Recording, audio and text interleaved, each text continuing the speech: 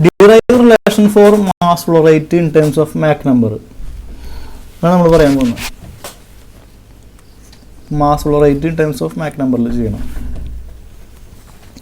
ഇതാണ് നമ്മൾ ആ ഡിറൈവ് ചെയ്യേണ്ട റിലേഷൻ. ഇതാണ് mass flow rate in terms of Mach number.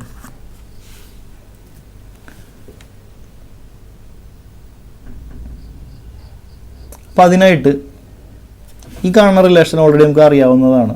In terms of area ratio, mass flow rate in terms of area ratio. ഈ relation ഉപയോഗിച്ചിട്ടാണ് നമ്മൾ ഇതിലേക്ക് എത്തുന്നത്.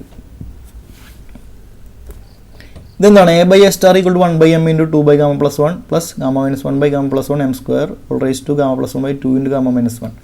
ഇതെന്താണിത്? ഇത് നമ്മൾ മുമ്പ് ഡിറൈവ് ചെയ്തിട്ടുള്ള ഒരു റിലേഷനാണ്, ഏരിയ റേഷ്യോ. അപ്പോൾ ഈ മുമ്പ് ഡിറൈവ് ചെയ്തിട്ടുള്ള ഈ ഏരിയ റേഷ്യോ ഈ കാണുന്ന റിലേഷനിൽ നമ്മൾ ഇവിടെ ഒരു ബൈ 2 ചെയ്യുക, ഇവിടെയും ഒരു ബൈ 2 ചെയ്യുക. കണ്ടില്ലേ? അതാണ് ഇവിടെ ചെയ്തിട്ടുള്ളത്.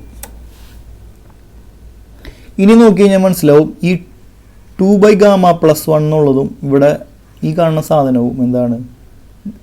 ഇത് തലതിരിഞ്ഞ് കിടക്കുകയാണ്. ഇത് ഇവിടേക്ക് എഴുതുകയാണെങ്കിൽ എന്ത് വരും? 2 ബൈ ഗാമ പ്ലസ് 1 വരും. ഇത് ഡിവൈഡ് ബൈ 2 ചെയ്ത് കഴിഞ്ഞതിന് ശേഷമുള്ള കാര്യം പറഞ്ഞത് കണ്ടില്ലേ?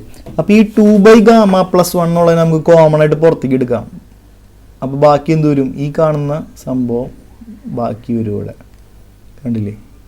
Gamma minus 1 by 2 M square എന്നുള്ളത് ഇത് ബാക്കി ഇവിടെ 1 വരും. അല്ല, ഇവിടെ 1 വരും, ഇവിടെ ഈ ബാക്കിയുള്ള ടേം വരും.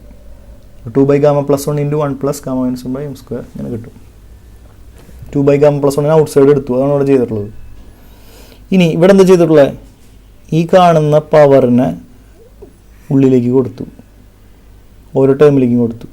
അപ്പോൾ ഇതിലേക്കും കൊടുത്തു, ഈ ബ്രാക്കറ്റിലേക്കും കൊടുത്തു. അപ്പോൾ ബ്രാക്കറ്റിലേക്ക് കൊടുത്തിട്ടുള്ളതാണ് ഇവിടെ എഴുതിയിട്ടുള്ളത്. ഈ ടേമിനെ ഇതിലേക്ക് കൊടുത്തിട്ടുള്ളതാണ് ഇവിടെ എഴുതിയിട്ടുള്ളത്. Distribute gamma plus 1 by 2 into gamma minus 1 to 2 by gamma plus 1 നമ്മൾ ഈ കാണുന്ന സാധനം ഇതിനുള്ളിലേക്ക് ഡിസ്ട്രിബ്യൂട്ട് ചെയ്ത് കൊടുത്തു.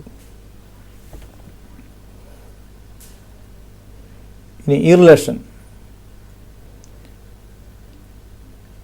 അപ്പോൾ നമ്മൾ ഈ റിലേഷനിൽ നമ്മൾ എന്തായി? എ ബൈ എ സ്റ്റാറിനെ നമ്മൾ ഈ ഇതുവരെ എത്തിച്ചു. എ ബൈ എ സ്റ്റാറിന് ആദ്യം ഇങ്ങനെ ആയിരുന്നില്ല, അതിൻ്റെ രൂപം മാറി ഈ രൂപത്തിലേക്ക് ആയി മാറിയിട്ടുണ്ട്. ഇപ്പോൾ ഡിസ്ട്രിബ്യൂട്ട് ചെയ്തതിന് ശേഷം ഇങ്ങനെയാണ് വന്നിട്ടുള്ളത്.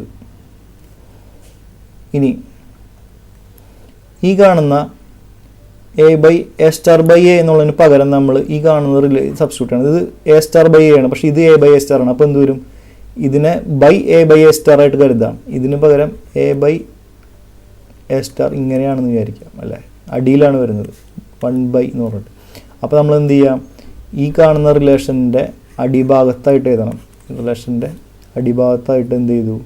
A by A star. അതായത് ഇത് എ ബൈ എ സ്റ്റാർ ആണ്. ഈ കാണുന്ന സാധനം എ ബൈ എ സ്റ്റാർ ആണ്. അപ്പോൾ എ ബൈ എ സ്റ്റാർ എന്നുള്ള ഈ റിലേഷനെ നമ്മൾ ഇവിടെ സബ്സ്റ്റിറ്റ്യൂട്ട് ചെയ്തു. ഇതിൽ നോക്കി കഴിഞ്ഞാൽ ഒരു കാര്യം മനസ്സിലാവും, ഇതും സെയിം അല്ലേ?